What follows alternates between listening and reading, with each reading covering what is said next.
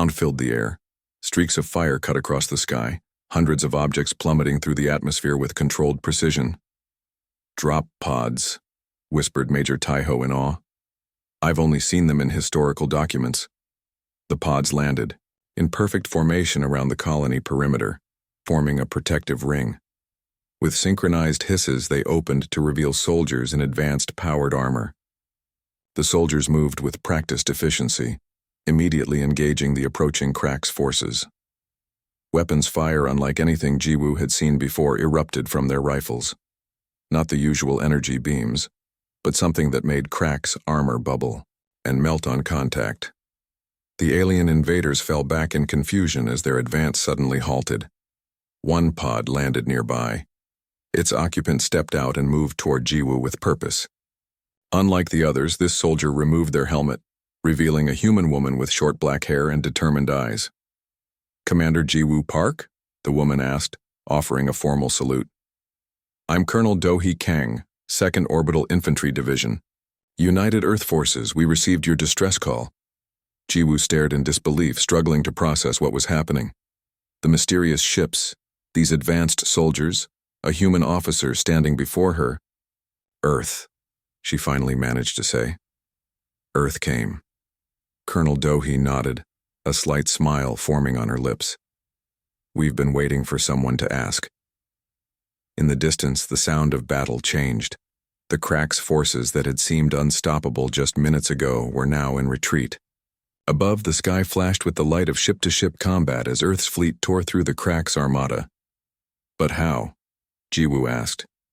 "The Concord said Earth had no significant space forces." "The Concord," Colonel Do-hee replied, checking her weapon, "was wrong about many things. Now let's secure your colony. We have a lot to talk about." The morning sun shone through the newly installed windows of Nova Centauri's administrative center. 2 weeks had passed since the Crack's fleet had been driven away. The colony was healing. Commander Jiwoo Park watched from the conference room as repair crews worked in the streets below. Earth engineers helped rebuild damaged buildings while medical teams treated the injured. In orbit, Earth vessels maintained a protective formation around the planet. "It's amazing how quickly things can change," she said softly. Admiral Sung-ho Kim stood beside her, his weathered hands clasped behind his back. At 72, he had lived most of his life preparing for this moment, humanity's return to the galactic stage. "Your people are resilient," he replied. "That's something humans and your colonists share." The door opened and Colonel Do-hee entered with the latest reports. Her combat armor had been replaced with a formal uniform, though she still carried herself with a soldier's alertness. "The last Crack's holdouts in the northern mountains have surrendered," she announced. "Nova Centauri is officially secure." Jiwoo smiled with genuine relief. "Thanks to Earth." A young aide approached with a data tablet.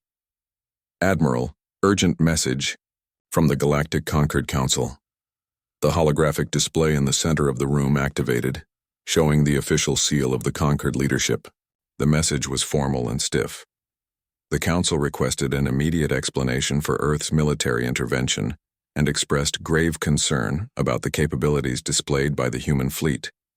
"They seem more worried about us than about the Cracks," Sung-ho observed with a slight smile. "They should be worried," Jiwoo said firmly. "The Cracks have been advancing for years while the Concord ignored our warnings. If you hadn't come..." She left the sentence unfinished. Everyone in the room knew what would have happened. A sharp alert tone interrupted them.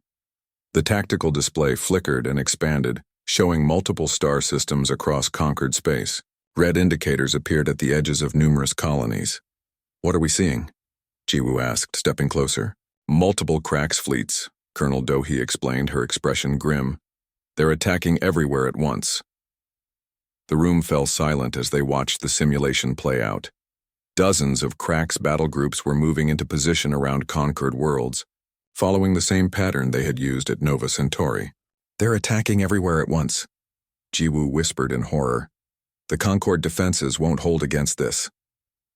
Admiral Sung-ho studied the display carefully, his experienced eyes assessing troop movements and strategic positions. After a long moment, he opened a secure channel to Earth. This is Admiral Kim to Earth Command. The Cracks invasion is larger than we anticipated. It's a coordinated attack across all Concord space. His voice remained calm, but carried undeniable authority. I recommend immediate deployment of the 2nd and 3rd fleets. This isn't just about Nova Centauri anymore. As the call ended, a Concord representative entered the room. Ambassador Teller had arrived 3 days ago to assess the situation. The tall, blue-skinned diplomat had watched Earth's military with obvious unease. "Admiral," Teller said, approaching Sung-ho, "I've been monitoring these developments. My government is confused." The ambassador hesitated. Why would Earth come to our aid? After how the Concord treated humanity, why risk your lives and ships for us? The room grew quiet. Even Jiwoo found herself curious about the answer. The humans had every reason to let the Concord face the Cracks alone. Admiral Sung-ho gestured toward the large windows overlooking the colony. Outside, human soldiers helped alien children plant new trees in a damaged park. Engineers from Earth worked alongside local technicians to restore power systems. Medics treated the injured without asking species or origin. "Because that's what humanity does," the Admiral said simply. "We protect those who cannot protect themselves." The tactical display updated, showing hundreds of new ships moving into formation near Earth, the 2nd and 3rd fleets preparing for deployment. Sleek destroyers, massive carriers, and specialized combat vessels gathered in numbers that made the 1st fleet look small by comparison. "And this," Sung-ho added, nodding toward the display showing Earth's massive armada assembling. "This is just our 1st fleet." Ambassador Teller stared at the display in stunned silence, finally understanding the true strength that humanity had built during its long isolation. In the streets below, unaware of the larger battle to come, humans and aliens continued working. Centuries the galaxy had believed humans had withdrawn in shame after being rejected. In reality, Earth had been watching, waiting, and building. President Lee broke the silence. "And you're recommending intervention?" "I am," Sung-ho replied firmly. "This is exactly why we built the Armada." The holographic display shifted to show Earth's hidden strength, the United Fleet with over 400 warships stationed throughout the solar system. Ships unlike anything the Concord had ever seen, incorporating technologies they had deemed too dangerous. "The colony will fall within days without our help," Sung-ho continued, "and the Cracks will not stop there. Their pattern of expansion is clear." President Lee studied the data before straightening in her chair. "It's time to show the galaxy who we've become. Deploy the 1st fleet." Earth's massive orbital shipyards came alive with activity. For generations, humans had poured their innovative spirit into building a defense force like none other in the galaxy. Now that force was preparing for its first real test. Inside Dock 17, Captain Mina Han walked through the boarding tube onto her destroyer, the Indomitable. At 34, she was one of the youngest ship captains in the fleet, but her tactical brilliance had earned her the position. "Captain on deck," called her first officer as she entered the bridge. "Status report," Mina ordered, settling into her command chair. "All systems ready, Captain. Jump drives at full capacity. Weapons and shields at 100%, reported her tactical officer. "The rest of Strike Group 7 awaits your signal to form up." Through the viewports, Mina could see dozens of other warships powering up. Sleek destroyers like hers, massive carriers holding hundreds of fighter craft, and at the center of the formation, the pride of Earth's fleet, the Super Dreadnought. Horizon's Edge. Her communication officer turned from his station. "Captain, fleet-wide transmission from Admiral Kim." The Admiral's weathered face appeared on the main screen. "All ships of 1st Fleet, this is Admiral Kim. For 2 centuries we have prepared for this day. The galaxy forgot about us. They thought we retreated in shame when the Concord rejected us. Today, we prove them wrong." Mina watched her crew stand, straighter at his words. "Today we answer a call for help that no one else would answer. Today we show the galaxy that humanity never forgot its duty to protect those who cannot protect themselves." The Admiral paused. "Jump coordinates are locked. 1st Fleet, prepare for departure." On the bridge of the Indomitable, Captain Mina felt a surge of pride. Her grandparents had helped design these ships. Her parents had trained for battles that never came. Now her generation would finally reveal Earth's true strength. "Strike Group 7, form up on Indomitable," she ordered. "Prepare jump drives." Across the solar system, 400 ships moved into precise formation. Jump drives hummed as they charged, creating ripples in spacetime that would carry Earth's fleet across the stars. In Central Command, Admiral Sungo gave the final order. "First Fleet, jump." In perfect synchronization, Earth's armada vanished in flashes of blue light, racing to the aid of those who had once rejected them and about to change the galaxy forever. The final shield generator of Nova Centauri died with a low whine that faded into silence. Commander Jiwoo Park felt the difference immediately. The constant hum that had surrounded the colony for weeks was gone. Now nothing stood between her people and the Crack's invasion force. "Shield failure confirmed," reported Major Tejo, his voice flat with exhaustion. "All sectors now exposed." Jiwoo nodded and studied the battle map. They had moved most civilians to the underground bunkers, but those wouldn't withstand a direct assault. Her remaining fighters were setting up the final defensive line around the bunker entrances, a thin barrier of tired soldiers with dwindling ammunition. "How long?" she asked. "Crack's ground forces will reach the northern perimeter in 3 hours," Tejo answered. "They're moving their heavy armor into position now." Jiwoo had seen Crack's heavy armor in action. The massive walking tanks could flatten buildings with single shots. Her fighters had nothing that could stop them. This would be the colony's last day. "Commander, we should move you to the central bunker," suggested Lieutenant Huan. "We need to protect our command structure." "I'll stay with the defense force," Jiwoo said firmly. "I won't hide underground while our people fight." A young communications officer ran into the command post, nearly tripping over debris. "Commander, Lieutenant Hyuk sent me. You need to come to the sensor station immediately." Jiwoo followed him through the damaged corridors of the government building. Inside the sensor station, Lieutenant Hyuk stood wide-eyed before the main display. "What is it?" Jiwoo asked. "Jump signatures," Hyuk said, his voice cracking with excitement. "Hundreds of them, appearing at the edge of the system." Jiwoo stared at the screen, watching as dozens, then hundreds of energy signatures bloomed in space. "Conquered reinforcements?" she asked, hardly daring to hope. "Unknown configuration," Hyuk replied. "They don't match any Conquered ship designs in our database." Above Nova Centauri, space itself seemed to tear open. Massive ships emerged from the jump points, sleek, angular vessels with unfamiliar markings. At their center moved a dreadnought so large it dwarfed anything Jiwoo had ever seen.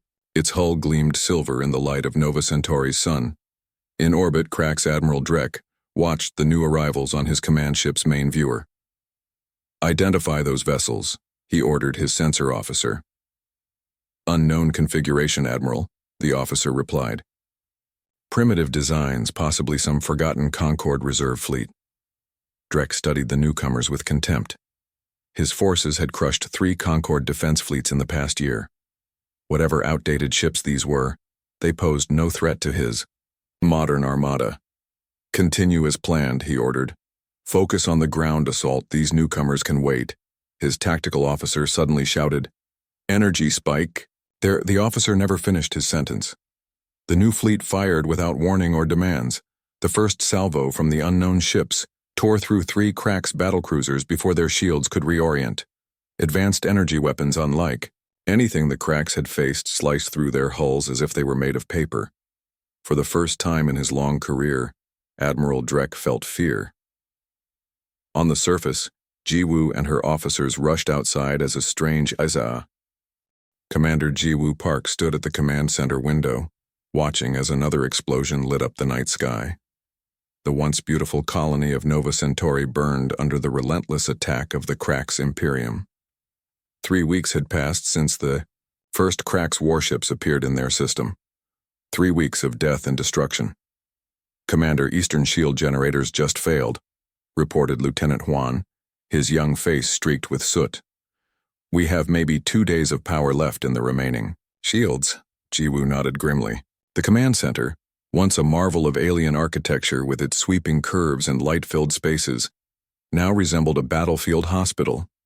Injured staff members worked at damaged consoles while emergency lighting cast everything in an eerie, red glow. "Any response to our distress calls?" she asked, already knowing the answer. "Nothing, Commander. The Galactic Concord outposts aren't responding," said Juan. "Either they can't hear us, or they won't come," finished Jiwoo. She turned to face the tactical display showing the Crack's fleet positions. Dozens of enemy warships surrounded their small colony world, with more arriving each day. The Nova Centauri colony had been established as a showcase of Concord ideals, a place where 17 different alien species lived and worked together, in harmony. Now it would become their shared grave. "The colonists are asking questions I can't answer," said Major Taiho, entering the command center with his security team report. His uniform was torn and dirty, but he stood tall despite obvious exhaustion. "They want to know if help is coming." Jiwoo looked at the faces of her command staff. Andorians with their blue skin, the insectoid Terex, the crystalline Lumari, and her fellow humans. All of them had placed their faith in the Concord's protection. All of them had been abandoned. Outside, another explosion shook the building. Dust fell from the ceiling. "General Vrak of the Crack's fleet is broadcasting again," called out communications. "Officer Minji. He's demanding our surrender. Says he'll spare the civilian population if we lay down arms immediately." "He's lying," Taiho said flatly. "We've all seen what happened on Proxima 2. The Cracks don't take prisoners." Jiwoo walked to the main communications array, her mind racing. There was one option they hadn't tried, one frequency they hadn't called. It seemed impossible, but they had nothing left to lose. "Officer Minji accessed the Emergency Protocols database. Authorization Park 9847 Alpha." Minji looked confused, but obeyed. "Database accessed, Commander. Find Protocol Earth Lambda 7. It should be in the historical section." The command staff exchanged puzzled glances as Minji searched the database. Earth Lambda 7 was not a standard Concord emergency protocol. "Found it, Commander. It's an old Earth frequency. Hasn't been used in over 200 years. Minji looked up in surprise. "Why would we contact Earth? They're not part of the Concord." Jiwoo remembered her history lessons. Earth had been rejected from joining the Galactic Concord twice, deemed too aggressive and unpredictable by the peaceful coalition.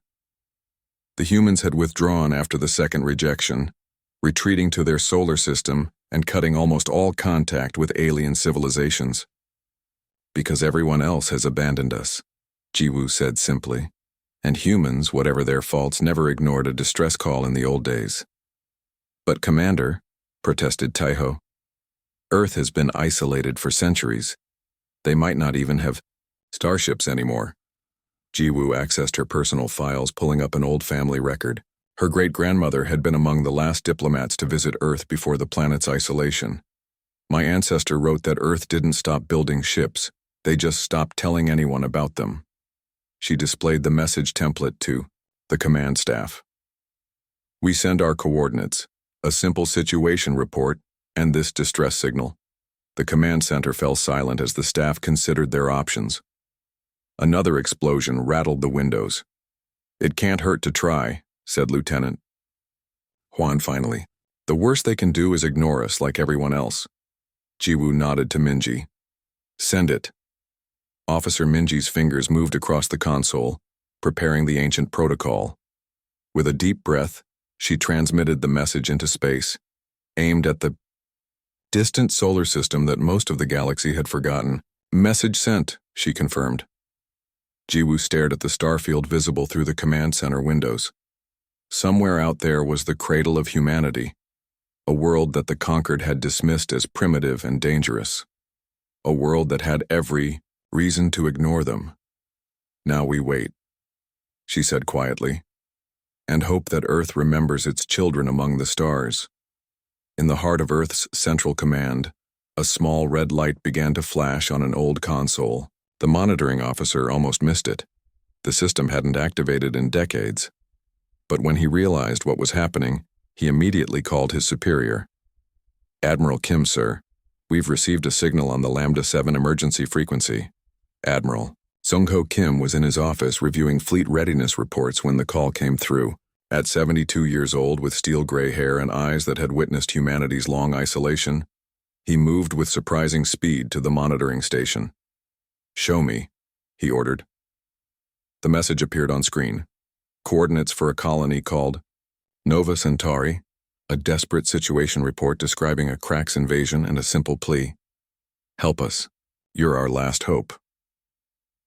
"Verify this," Sung-Ho said, his voice steady despite the implications. If real, this would be the first direct communication from Concord space in nearly 2 centuries. Within an hour, Earth's most advanced long-range scanners confirmed the message. Nova Centauri was indeed under attack by a massive Krax fleet. The colony's shields were failing. Thousands of civilians faced certain death.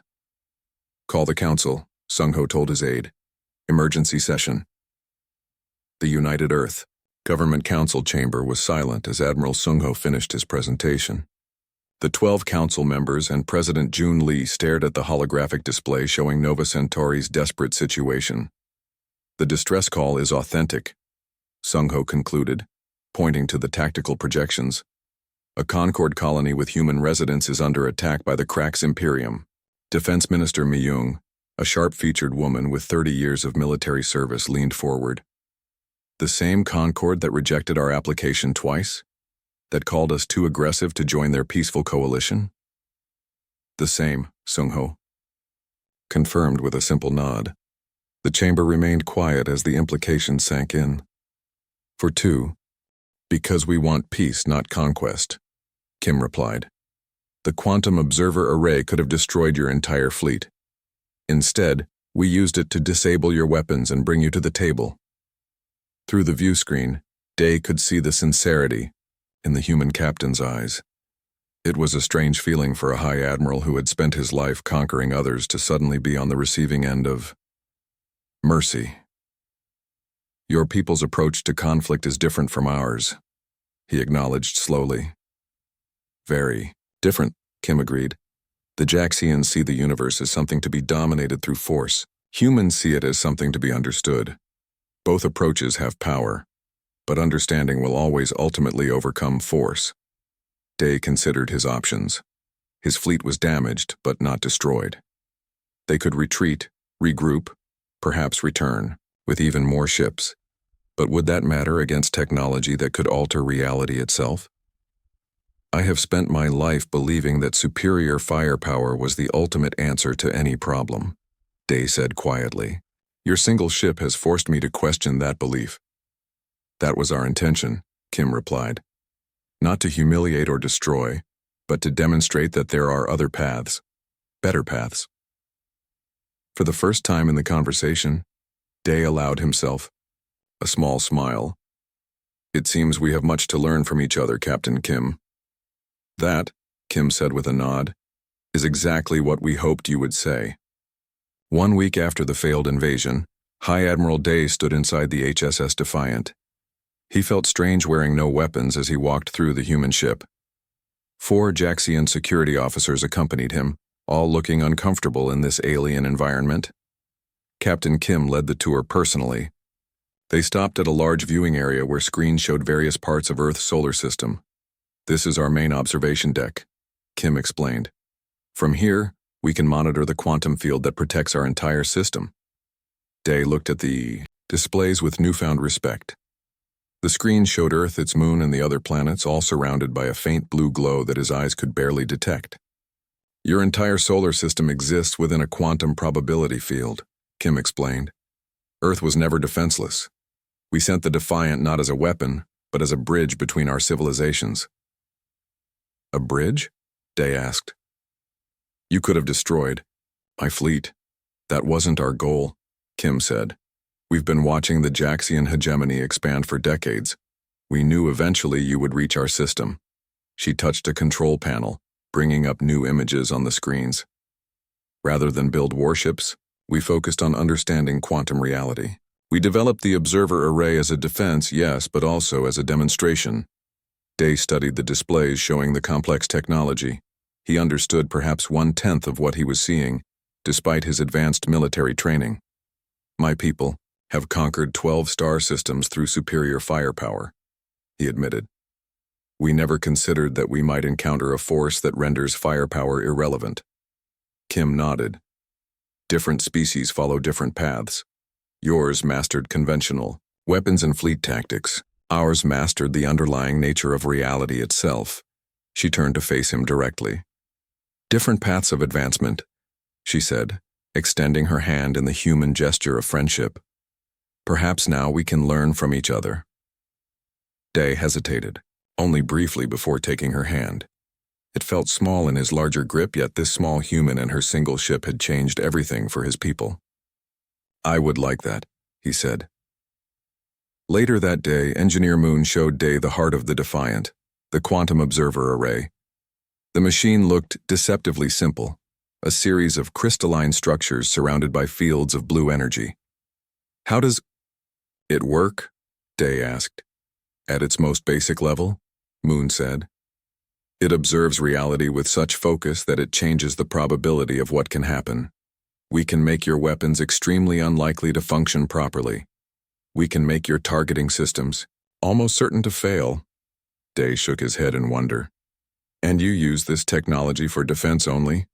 Mostly, Moon replied. We've found other applications too. Medical treatment, space travel, energy production. Once you understand that reality is shaped by observation, many things become possible. On the final day of his visit, Day joined. Captain Kim on the bridge, the crew worked quietly around them, each focused on their tasks. Your people are not what we expected, Day admitted. What did you expect? Kim asked. Weakness. Fear. We thought your single ship meant you were desperate. Or foolish. Kim smiled. Instead, you found that we simply had a different kind of strength. Yes, Day said. A strength my people need to understand better. When Day returned to the Jaxian homeworld, he carried not terms of surrender but proposals for alliance. His government officials listened with disbelief as he explained what had happened. One ship defeated our entire fleet? Asked Supreme Commander Gill, his voice heavy with doubt. Not defeated, Day corrected. They could have destroyed us, but chose not to. They showed us that our understanding of power is incomplete. In the months that followed, the Jaxian hegemony struggled to adapt. Their military doctrine, built over centuries, had been fundamentally challenged by a single human ship. Some officers wanted to build more warships. Others suggested stealing the human technology. Day fought against both ideas. More ships won't help against their quantum field, he explained repeatedly. And we can't steal what we don't understand. Slowly, the Jaxian leadership accepted the new reality. Diplomatic talks began. Trade discussions followed. For the first time in their history, the Jaxians considered allies rather than conquests. As relations stabilized, many Jaxians still asked the question that had first confused them. Why did the humans only send one ship? Young Jaxian officers studied the battle recordings with fascination. Engineers examined what little they understood of the quantum technology. Scientists began exploring fields of research they had previously ignored. At a formal dinner celebrating the new alliance between humans and Jaxians, Captain Kim raised her glass to High Admiral Day.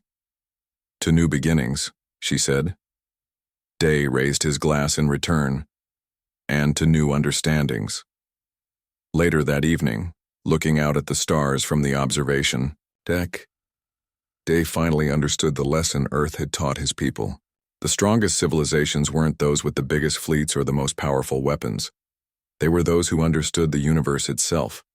The answer to why humans sent just one ship revealed everything about humanity's place in the cosmos. They had moved beyond conquest to understanding, beyond force to wisdom. And now perhaps the Jaxians could begin that journey too. The end.